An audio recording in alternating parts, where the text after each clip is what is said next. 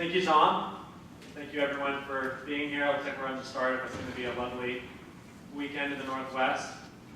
And I just wanted to start off by thanking the conveners of this conference. It really is a heavy lift to get this gathering here today. And on the one hand, I'm really heartened and almost a little surprised that institutional investors are gathering to fundamentally re-examine how we approach fossil fuel investing, really in light of the advancing climate science. So, I think that's really meaningful. And then on the other hand, I'm surprised that institutional investors aren't regularly meeting to fundamentally re-examine their fossil fuel investments in light of advancing climate science. So, unfortunately, this is ahead of the curve in 2013. But what I wanted to do is just focus my comments in a couple areas. We've heard the part in terms of the inspiring pieces and the ethical reasons to be thinking about the impacts of climate change and to act. And Bob Massey did a great job last night, as many other speakers. So I'm not going to focus my comments there. And also, we've heard a lot about the forward-looking side of why the oil and gas sector may perform going forward. But I think where Trillium and where I can kind of add to the discussion as we're building a foundation of understanding this from a fiduciary perspective is really in two areas. One is, where do we kind of draw the line in terms of what we invest in and what we don't invest in? So I can speak to that a little bit. And also can speak to some track record that Trillium has had, not only backtesting, but actually kind of putting live client money to work. We've had some strategies that since the beginning of 2007 have been fossil free. So just real quickly, Trillium, we began in 1982. We really are a specialist in the environmental social governance space. And we work with about 40% institutional clients. We are active in the shareholder engagement arena, which I'm not going to spend a lot of time talking about, but we definitely are big believers in shareholder engagement. And we have a little 1.3 in assets, 1.3 billion. So before I go in specifically in terms of this question of where do we draw the line, so for every sector, one thing we do at Trillium is we try to look at environmental, social, governance issues and understand where is that linked to the financial bottom line. So this is a matrix we've actually had put together for a few years now, and it's probably hard to read, but what we're looking at is we have stakeholder concern, so where's that social concern about an issue, where's the social concern about climate change, and then we have the financial risk. So not only are people going to feel deeply moved about it, but it might also move the stock prices in the portfolio. And there's a lot of different issues we can look at, right? We have the spill in the Gulf, there's health and safety issues, there's policies towards indigenous peoples, there's a lot of different issues, but how do you kind of prioritize what you're going to focus on? And so we went through this process, and there's a whole other presentation how we get to this slide. But really when we went through it, we highlighted as having the highest stakeholder concern and also having the highest financial risk with being exposure to the oil sands, exposure to coal, and that's really related to greenhouse gas management. And so, okay, so this slide, we've seen this slide before.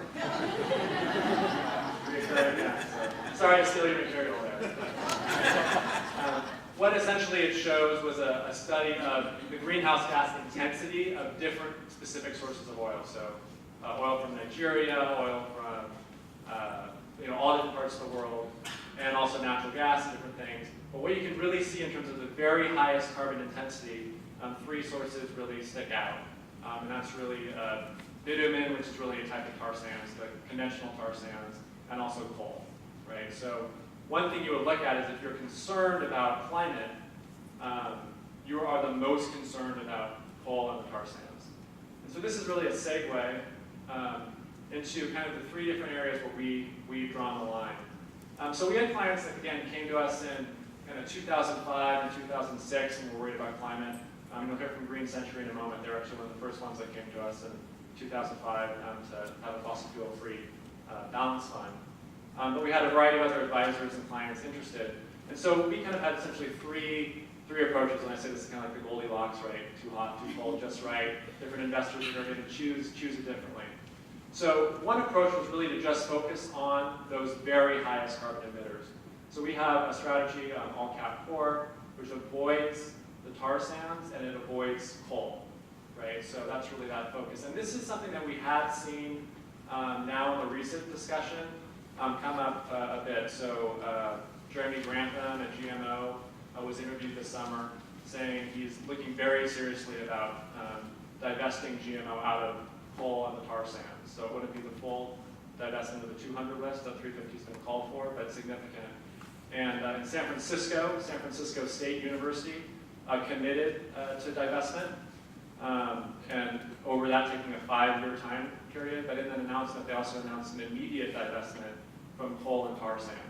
So just kind of, again, recognizing that's a great area to kind of focus in and start on. The fossil fuel free core, this is essentially would be compliant with the 200 list and then go a ways further. So this is oil service companies and also the biggest emitters of carbon, and that's often the utility sector, right? They're burning the most coal, the most oil, the most gas. And we actually, I can say, maybe we'll also talk later this, but we are seeing a number of clients that have been on that all-cap core strategy for the last 5 years now migrating over to this new fossil fuel free because of the conversations going on currently. And then the third approach is sustainable opportunities. And really that has that same level of de-investment. We're out of the energy sector entirely, but we're really aggressively reinvesting on the sustainability side. So when we're putting that capital back to work, we're being much more aggressive about companies having positive sustainability attributes. Okay, so just to show again kind of the nitty-gritty on this a little bit, this breaks it down. So what are some of the companies that get knocked out?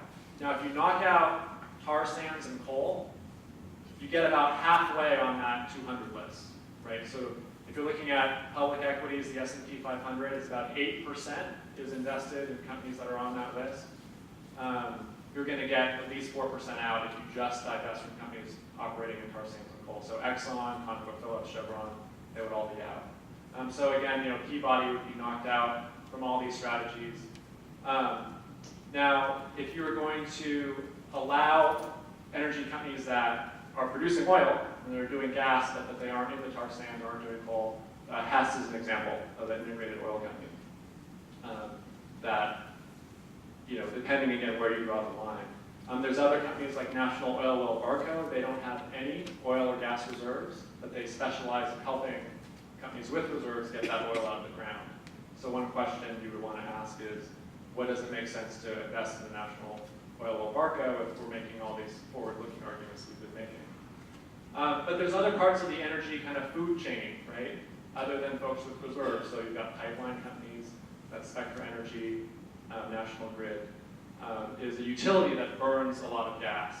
So again, this is, I just want to show you an all-cap approach would own these other areas, but the fossil fuel free wouldn't. And I would just mention that National Oil Well Varco, Spectra Energy, and National Grid are all allowable under the 200 list in the call that 350 network is calling for.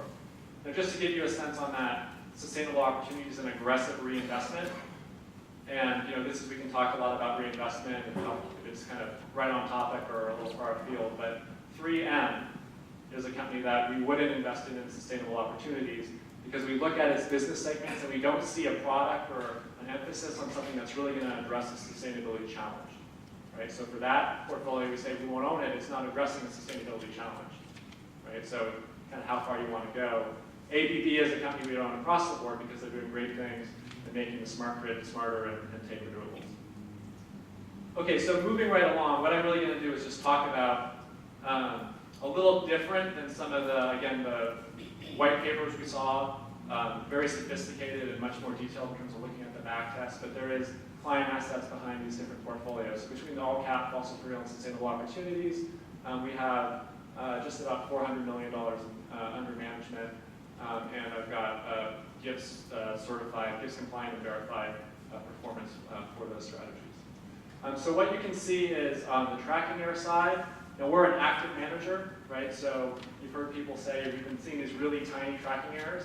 Well, we kind of use tracking error because that's how we are going to attempt to be ahead of the market. So you can see all cap, 3% tracking error. If we then go ahead and exclude a bunch more, so essentially double our exclusion, that just pushes the tracking error up to 3.4%. So that's essentially going from an exclusion of about 4% of the market up to about 14% of the market. and that move only increased tracking error about 4%. Sustainable opportunities, where we're aggressively reinvesting, that's a strategy that does have a higher tracking error. Okay, so I'm going to summarize these really quickly. Again, I think where we can add to the conversation is examples of real money being put to work, having very consistent results from what we've seen from these white papers. So compared to the benchmark, our strategy divested from tar sands and oil had a lower volatility, lower standard deviation, so not as bumpy as a ride. So we took out energy, clients experienced less volatility, and that was actually even more so if we did the stronger exclusion. If you notice on the fossil fuel-free core, if we take out the whole energy sector, that was our lowest volatility strategy. If we do the aggressive reinvestment, so we're not owning companies like 3M, that was one where more alpha seeking, we had higher volatility. Very similar story on beta. As an approach, Trillium tries to have a beta lower than the market, so we're trying to deliver market returns with less risk than the market. So you're seeing a little bit of kind of an impact of how Trillium's philosophy. But again, all these strategies of beta 0.92, 0.91, this is kind of meaningfully less swings than you'd see in the market. Aggressive reinvestment, we saw if you reinvest aggressively enough, you are going to have more volatility. Now, one point I just want to make on this real quick is, we're finding with sustainable opportunities like that, yes, if you exclude enough and you really aggressively reinvest, there can be some incremental risk. But what I would point out here is where we're drawing that line with sustainable opportunities is leaps and bounds beyond the call from 350.org on the 200 list.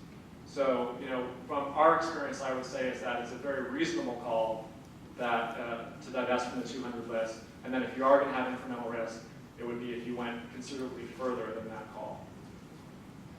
So alpha, this is kind of like the heart of this question of fiduciary duty, and I love that kind of fiduciary duty is kind of this spell that can paralyze us all from taking action.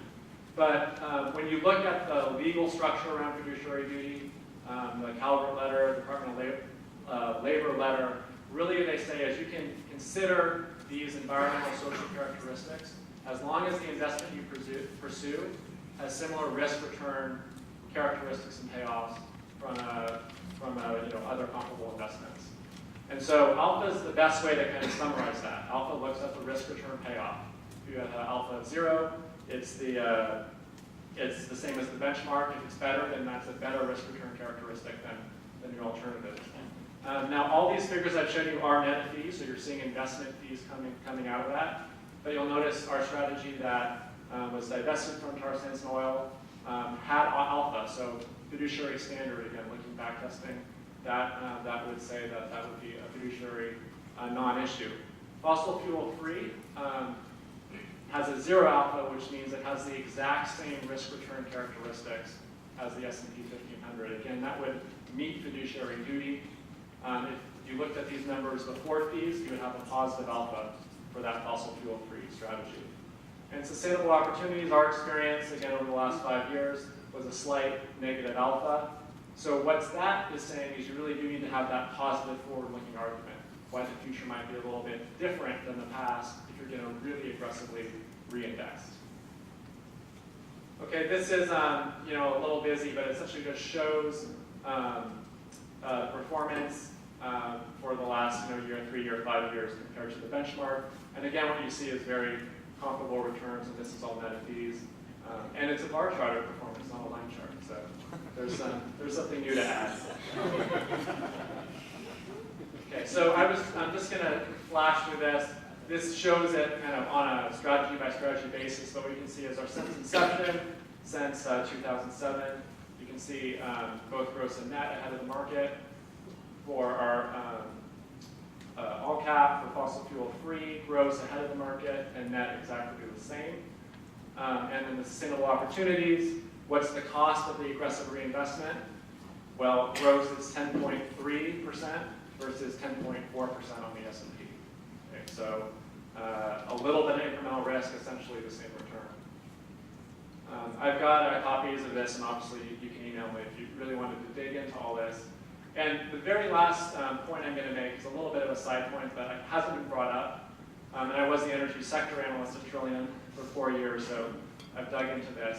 But I think it's useful to understand the layout of the energy sector. A lot of times you'll hear people say that the divestment is you're divesting from the whole energy sector, and that's just simply not true. You're divesting from a specific industry. It's the oil and gas industry. There's just 1 or 2 companies that are outside of this industry that are affected. So in terms of getting that exposure, you could remain invested in the energy equipment and services sector to essentially have investments in that other industry, which is going to track extremely closely with the oil and gas companies you divested with. So, Tom Steyer, the manager of Farallon, a very successful hedge fund, when he was talking to Middlebury, was essentially saying, we can do this, we can figure it out.